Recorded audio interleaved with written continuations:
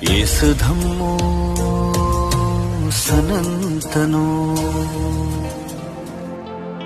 नमस्कार दोस्तों, स्वागत है आपका साइंस जर्नी में। दुनिया में जहाँ जहाँ ज्ञान का सृजन हुआ, सृजनकर्ताओं ने ज्ञान को चारों तरफ बिखेरा। जम्बू द्वीप से श्रमण संस्कृति से निकले हुए दो धम्म जैन जहाँ भारत में कुछ हिस्सों में प्रसिद्ध हुए, वहीं बौद्ध भारत के साथ साथ पूरे विश्व में भारत को विश्व गुरु बना दिए। वहीं 13वीं सदी में एक ऐसा व्यभिचारी बलात्कारी धर्म भी आया जिसे अपने धर्म की बातें बताने में भी शर्म आ रही थी। इसीलिए उसने एक कम्युनिटी बनाई जिसका नाम रखा ब्राह्मण, और कहा कि उसकी इस बातों को सिर्फ ब्राह्मण ही जान सकते हैं, और उसका नाम दिया वेद। फिर उसने भारतीयों को 4 भाग में बांट दिया और कहा कि वेद की शिक्षा सिर्फ ब्राह्मण लेगा, उसके बाद क्षत्रिय होगा, वैश्य होगा और शूद्र होगा। अब सोचिए, 8वीं शताब्दी तक पूरा भारत बौद्धमय था, और 13वीं सदी में जब वेद के भाष्यकर्ता सामने आते हैं तब अचानक से पूरे भारतीयों को 4 भाग में बांट दिया जाता है। तो यहाँ पे ब्राह्मणों के अलावा जो क्षत्रिय, वैश्य और शूद्र थे, ये 8वीं सदी से पहले, 10वीं सदी से पहले कौन सा धर्म का पालन करते थे? ऊपर से वेद की शिक्षा क्षत्रियों को भी नहीं देनी, और न ही वैश्य को देनी है, न ही शूद्र को देनी है, क्योंकि क्षत्रिय को तो शस्त्र की शिक्षा देनी है, वैश्य को व्यापार की शिक्षा देनी है, और शूद्र को तो कोई शिक्षा ही नहीं देनी। अब यहाँ पे सबसे बड़ा सवाल यह खड़ा होता है कि ब्राह्मण ने न कभी शस्त्र चलाया था, न शस्त्र बनाया था, तो शिक्षा क्या खाक देता था? उसी तरह से ब्राह्मण न तो कभी व्यापार किया था, न ही उसे व्यापार का प्रैक्टिकल अनुभव था, तो वह क्या खाक शिक्षा देता था? कुल मिला के यह सिर्फ गपोड़बाजी थी, घपलेबाजी थी, षड्यंत्र था कि ब्राह्मण कभी गुरु रहा था। यह पूरी टोटली और फर्जी बकवास थी। दरअसल कहानी यह थी कि जिसे यह वेद बताकर, ज्ञान बताकर प्रचारित कर रहा था और सिर्फ ब्राह्मण कम्युनिटी में रख रहा था, उसमें कोई भी ज्ञान नहीं था। उसमें सिर्फ और सिर्फ व्यभिचार था,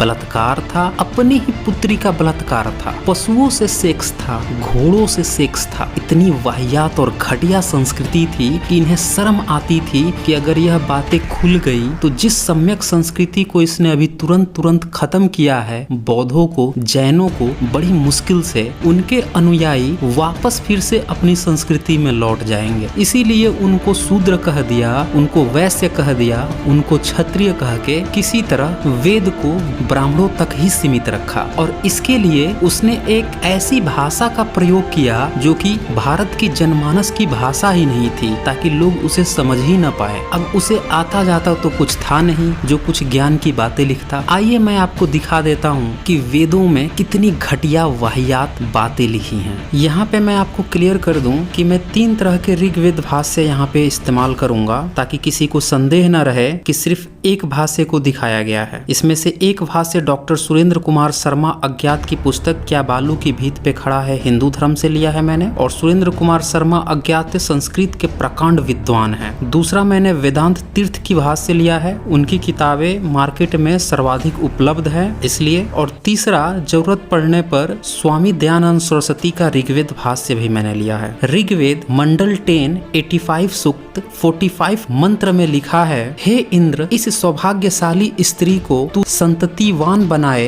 तथा पति के साथ इस स्त्री को 11 परिवारी सदस्यों से युक्त करे और इसे 10 पुत्रों की माता बनाए। अब ये भाष्य था वेदांत तीर्थ का। इसमें यह बता रहे हैं कि एक स्त्री को 11 परिवारी सदस्य बना दे और उसको 10 पुत्र की माता बना दे। बताइए कि स्त्री को 10 पुत्र होना बिल्कुल अनिवार्य कर दिया इनने। यही है वेद का विज्ञान। और दूसरा कि स्त्री का 11 परिवार कैसे हो सकता है? उसके पति का परिवार होगा, पहले से होगा, 11 ही क्यों होगा? अगर आप कंफ्यूज हैं तो इसी मंत्र का आर्य समाज के संस्थापक नियोगानंद उर्फ दयानंद सरस्वती उर्फ मुल्ला शंकर तिवारी का भाष्य देख लीजिए। वो इसी मंत्र का भाष्य में लिखते हैं, ईश्वर मनुष्यों को आज्ञा देता है कि हे इंद्र, पत्ते ऐश्वर्य युक्त तू इस स्त्री को वीर्यदान देकर सुपुत्र और सौभाग्य युक्त कर, हे वीर्य पुरुष, पुरुष के प्रति वेद की यह आज्ञा है कि इस विवाहिता या नियोजित स्त्री में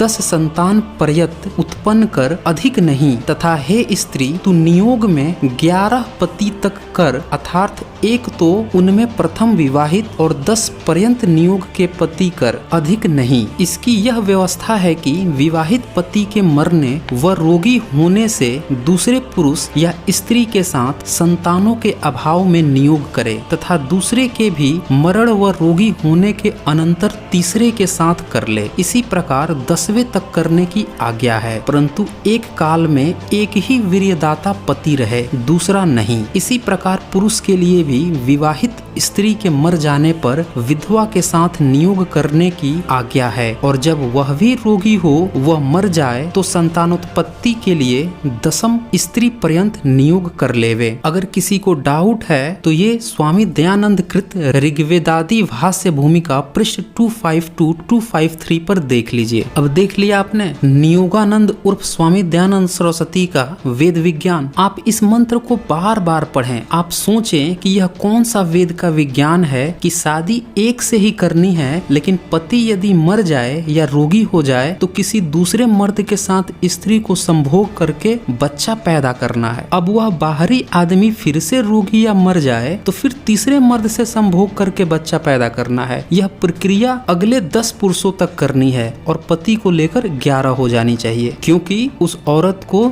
10 बच्चे तो पैदा करने ही करने हैं। अब नियोगानंद ने खुद शादी नहीं की थी, तो क्या वह खुद नियोग का लाभ लेने के लिए इस तरह की बातें किए थे? ये है वेद का विज्ञान। इतना बड़ा व्यभिचार, क्या यह ज्ञान की किताब है? अब वही बात पुरुष के लिए भी है कि अगर उसकी पत्नी मर जाए तो उसे भी दोबारा शादी नहीं करनी है, बल्कि उसे किसी विधवा को गर्भवती करके पुत्र की उत्पत्ति करनी है। फिर वह विधवा अगर मर जाए या रोगी हो जाए तो किसी दूसरी विधवा को खोजकर फिर उसे गर्भवती करना है। इस तरह से उसे 10 अलग अलग विधवाओं को खोजकर गर्भवती करना है, क्योंकि उसे 10 पुत्र की प्राप्ति करनी है। यही वेद का आदेश है। अब बताइए यह वेद है या खेद है? और ये 20वीं सदी के आर्य समाज के संस्थापक हैं। अब यहाँ पे आर्य समाजियों को बताना चाहिए कि उनके यहाँ नियोग से कितने बच्चे पैदा होते हैं।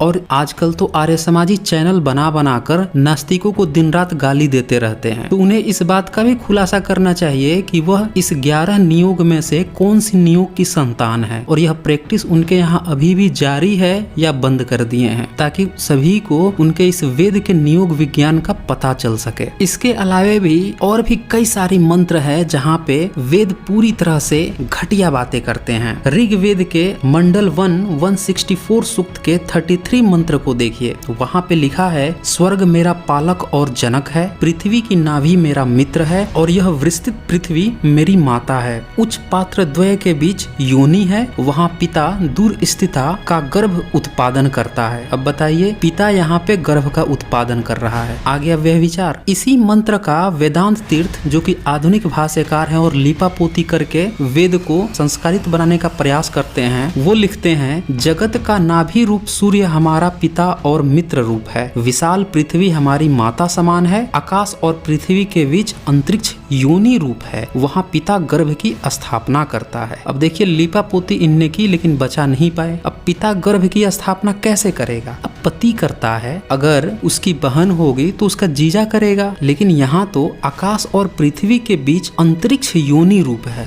अब बताइए इन्हें आकाश की भी डिफिनेशन नहीं पता है कि आकाश क्या होता है। आकाश और पृथ्वी के बीच में अंतरिक्ष होता है और वो योनि के रूप में होता है। यही है वेद का विज्ञान। ऐसा लगता है कि जैसे वेद को लिखने वाले भर लोटा गांजा पीते थे, सस्ता वाला अफीम चाटते थे और फिर वेद का मंत्र गपोड़ते थे। ऋग्वेद के 10वें मंडल के 61 सूक्त के 5th मंत्र में लिखा है जो प्रजापति का वीर्य पुत्रोत्पादन में समर्थ है वह बढ़कर निकला। प्रजापति ने मनुष्यों के हित के लिए रेत वीर्य का त्याग किया, अर्थात वीर्य छोड़ा। अपनी सुंदरी कन्या उषा के शरीर में ब्रह्मा व प्रजापति ने उस शुक्र वीर्य का सेक किया, अर्थात अर्थात वीर्य सिंचा। देखा यहाँ पे सीधे सीधे आ गया कि ब्रह्मा और प्रजापति ने वीर्य अपनी सुंदरी कन्या में सेंक दिया, सींच दिया। इसी मंत्र की लीपापोती करने के चक्कर में वेदांत तीर्थ ने अपने भाष्य में लिखा, प्रजन कर्म में समर्थ ब्रह्मा मनुष्यों के लाभार्थ अपने तेज की वृद्धि करता है तथा आवश्यकता अनुसार उसे पुनः धारण करता है। जगत की उत्पत्ति के लिए उसने वह तेज अपनी सुंदर कन्या में स्थापित कर दिया। अब देखिए, ब्रह्मा पूरी सृष्टि की रचना करता है और सृष्टि की रचना करने के लिए अपनी पुत्री में स्थापित कर देता है। हो गया वेद का विज्ञान। तो लीपापोती करने के बाद भी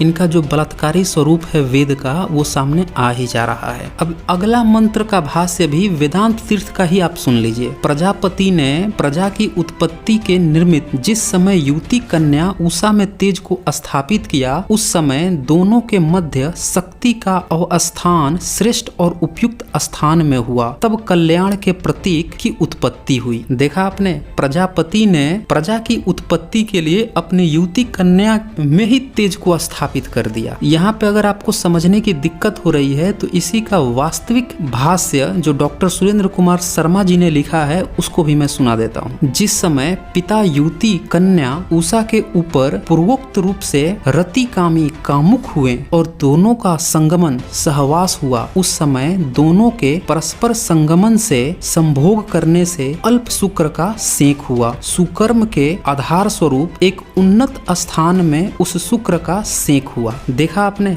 सीधे सीधे पुत्री और पिता के बीच में संभोग की बात चल रही है। ये है वेद का विज्ञान। वेदों में पिता और पुत्री के बीच व्यभिचार की बातें यहीं पे नहीं रुकती है। इसका अगला मंत्र 7th भी देख लीजिए। जिस समय पिता ने अपनी कन्या उषा के साथ संभोग किया, उस समय पृथ्वी के साथ मिलकर शुक्र का सेक किया, अर्थात वीर्य सिंचा। सुकृति देवों ने व्रत रक्षक ब्रह्मा का निर्माण किया। अब इसी मंत्र का वेदांत तीर्थ ने चाह कर भी लीपापोती करते हुए भी व्यभिचार को नहीं छुपा पाते हैं। वे लिखते हैं, जब प्रजापति के तेज का संयोजन कन्या के साथ हुआ, तब पृथ्वी के निर्मित उत्पत्तिदायक तेज का अभिषेचन किया गया। यानी कि यहाँ भी ब्रह्मा अपनी कन्या में ही अपना संयोजन कर रहा है। कुल मिला के यहाँ भी ब्रह्मा बलात्कारी ही साबित हो रहा है। अब यह बात मैं नहीं बोल रहा हूँ, ये 1873 में एक किताब आई थी गुलामगिरी। उस समय पिछड़े वर्ग से आते थे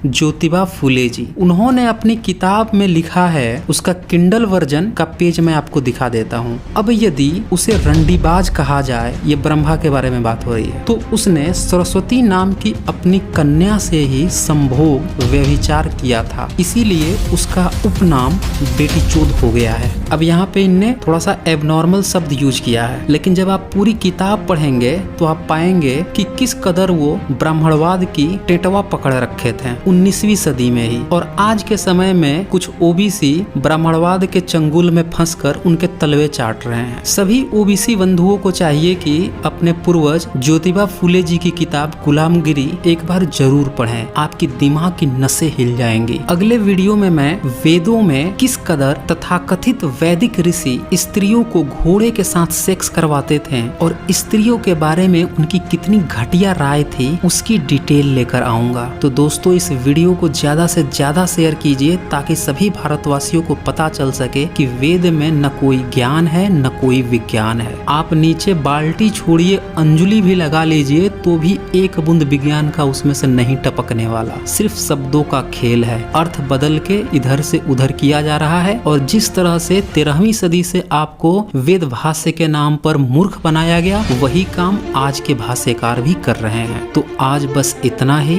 धन्यवाद।